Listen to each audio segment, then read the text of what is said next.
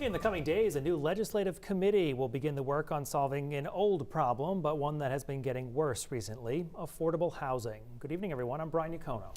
And I'm Samantha York, in for Amanda Hill. What makes this select committee different from other more established committees like Appropriations or Human Resources is that its time is limited and it can do something those committees can't. News Center Maine's Jackie Mundry explains.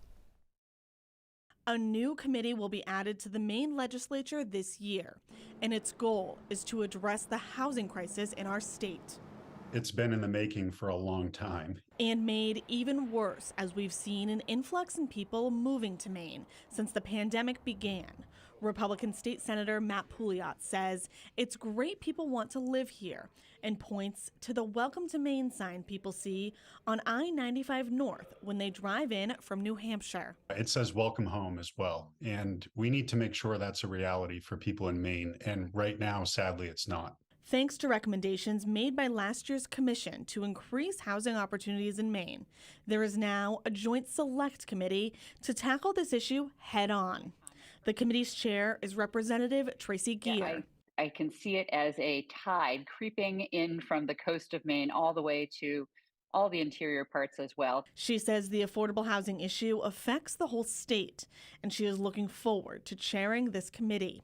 The committee is a joint select committee instead of the typical joint standing committees, which is a little bit different in the legislature than our joint standing committees, which stand as year over year to address particular issues. The select committee is temporary, so will only be around for 2 years, the duration of the 131st legislature. And instead of only hearing bills proposed by other lawmakers or the governor, this committee will be able to propose and create its own legislation. Pouliot, a real estate developer himself, adds that it's not just housing this committee will need to look at.